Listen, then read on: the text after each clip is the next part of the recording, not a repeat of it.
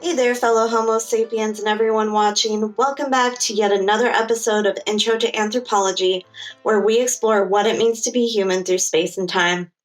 I'm your host, Linda, the anthropologist/librarian, and today we'll be digging deep into the world of archaeology. So grab your trowel and your shovel, and let's start digging layer by layer.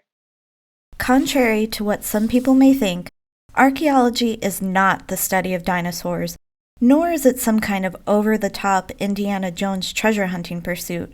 In fact, archaeology is simply the study of past cultures. Although archaeology is full of interesting treasure finds, archaeologists study these cultures through material remains like artifacts, biofacts, ecofacts, architecture, and cultural landscapes. As the philosopher and poet George Santayana said, "Those who cannot remember the past are doomed to repeat it." Understanding what people did in the past can help inform what we do in the present and the future. Most importantly, we can learn about ancient civilizations before there was even a written record. One of the earliest examples of archaeological exploration that we know of occurred in the 6th century BC. Nabonidus, king of Babylon, excavated the Shamath temple at Sippar in modern-day Iraq. His work revealed remains from a culture from more than 2,000 years before. His daughter then founded the first museum of ancient objects in the city of Ur, and from that point on, the wealthy began to collect ancient artifacts. Modern archaeology grew out of an antiquarian mindset in which the artifacts themselves were the focal point. In 1837, the word archaeology was first used to refer to the study of ancient material artifacts, and in fact, in Greek, archaeos means ancient or old, and logia means learning or study. However, in the mid-1900s, archaeologists began to study cultural change, asking what, why, and how things happened in the past. Prior to that, excavations were poorly executed and rarely recorded in a scientific manner. Thankfully, archaeologists began to realize the importance of the knowledge obtained from such objects instead of the objects themselves. In Denmark, a National Archaeological Museum had been established, and its curator, Christian J. Thomson, divided up European prehistory into the Stone, Bronze, and Iron Ages. Ancient tools found in the Somme Valley of France at this time revealed that the world was much older than the Bible suggested, which obviously caused quite a stir. Believe it or not, Thomas Jefferson, the guy who wrote a little something called the Declaration of Independence, is credited as being the father of archaeology in the New World. His excavation of Native American burial mounds in Virginia in the 1780s helped to establish more scientific-based prehistoric studies in North America, recording as much as he could about everything he found. Starting in the mid-19th century, Old World archaeologists focused on the Paleolithic era, which is when it was believed that our human ancestors began to use stone tools. Whereas in America, archaeologists began concentrating their efforts on the mysterious Native American mounds in the Midwest. Then, in the 20th century, American archaeologists discovered some rather fascinating information. The University of Chicago's anthropologist Fay Coop Cole excavated mounds in New Mexico and found fluted points buried alongside an extinct species of bison, ultimately concluding that humans had been in the Americas for possibly 10,000 years. Surprisingly, the Great Depression of the 1930s helped to advance archaeological studies due to President Franklin D. Roosevelt's Work Progress Administration, which helped to employ American citizens. Thus, a government-sponsored archaeological program to salvage archaeological sites was created. Here's a breakdown of some very important archaeological finds throughout history. First up is Pompeii and Herculaneum. In southern Italy, these Roman cities had been hidden under ash and lava from the eruption of the Vesuvius volcano in AD 79. Second, Tutankhamun. In 1922, English discoverer Howard Carter found the tomb and mummified remains of Egyptian pharaoh Tutankhamun. Also, the Incas. In the latter half of the 19th century, archaeologists studied the Incas, an empire in South America that existed in the 15th and 16th centuries. German archaeologist and founder of Peruvian archaeology, Max Ulla, identified the site as an important ancient religious center. And lastly, Anyang.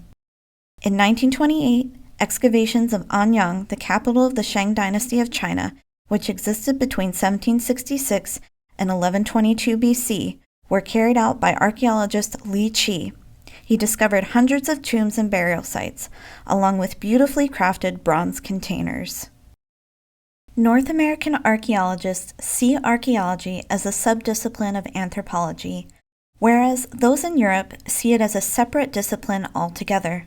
In North America, archaeology has two main branches: classical/historical archaeology and anthropological/prehistoric archaeology. Classic archaeologists often focus their efforts on cultures of the Mediterranean, the Near East, and the civilizations of ancient China by incorporating written records into their work. Classical archaeology often overlaps into historical studies in philology, which is the study of literature and linguistics. In contrast to classical archaeology, anthropological archaeology focuses on prehistoric cultures, or those cultures that existed in a time before written records. Anthropological archaeology combines paleontology, human evolution, geology, and other disciplines to supplement their analyses. Using scientific methods and technology, archaeologists in the modern day analyze things like pottery, tools, animal and plant remains, art, and weapons to better understand where, when, and how past humans lived. So, how do they do this? Well, once an archaeological site is identified, an archaeological team maps, photographs, and evaluates the site. The archaeologists then begin to excavate by dividing a specific area into a grid pattern and then systematically documenting their findings by recording the position and depth of each item found and photographing it. This allows future researchers to use this data and build upon it. It's important that archaeologists record any artifacts they find in situ, which means the item has not been moved from its original place upon discovery.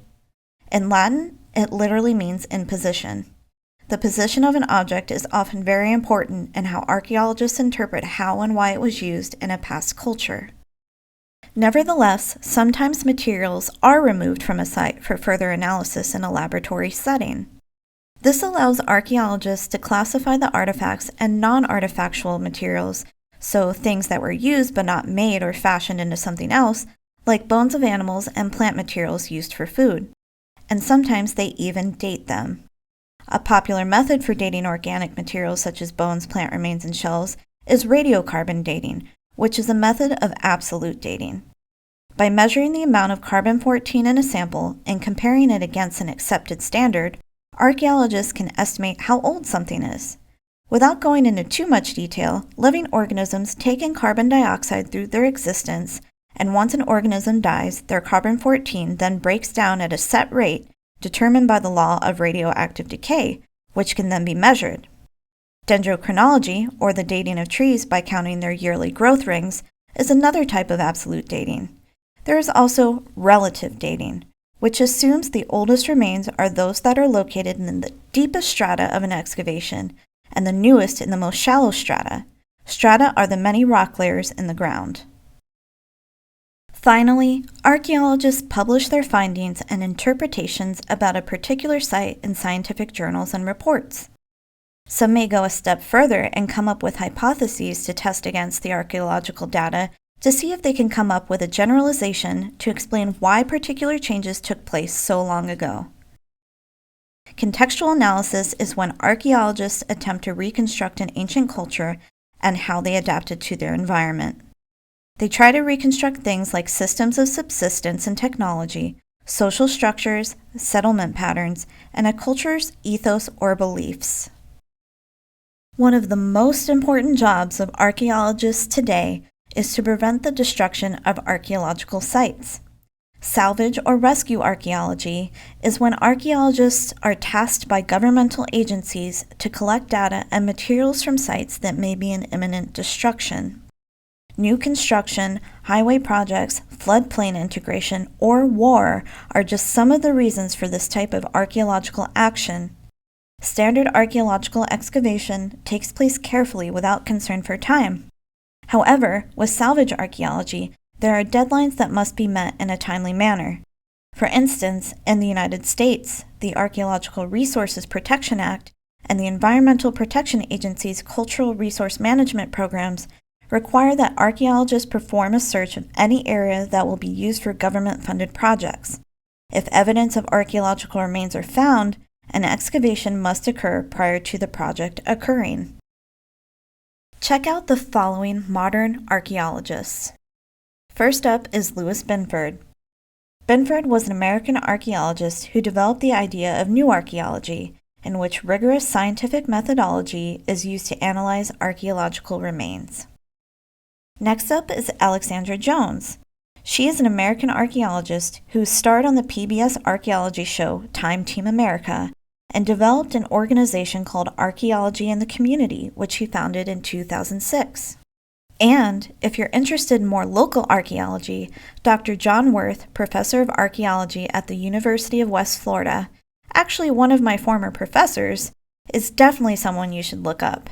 He has served on the councils of archaeological associations such as the Georgia National Historic Register Review Board and the Society of Georgia Archaeology.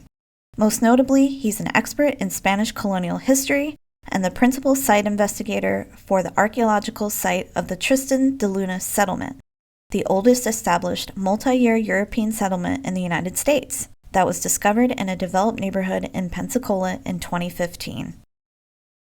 Okay, I think I've rambled on enough, but if you'd like to learn more about archaeology, try checking out these books and ebooks available through the Gwinnett County Public Library.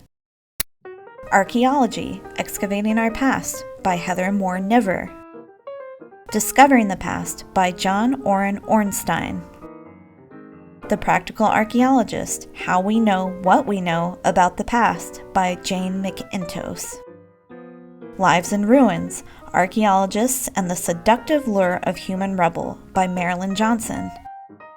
Antiquities of the Southern Indians, particularly of the Georgia tribes by Charles C. Jones.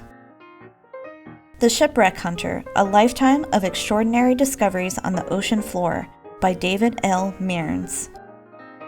Archaeology from Space, How the Future Shapes Our Past by Sarah H. Parsek. Frontiers in the Soil, The Archaeology of Georgia by Roy S. Dickens. Digging Through History, Archaeology and Religion from Atlantis to the Holocaust by Richard A. Freund. And finally, The First North Americans, An Archaeological Journey by Brian M. Fagan. Thank you so much for traveling back in time with me today. I hope you'll join us next time when we get dead serious about biological anthropology. See you later, hominid.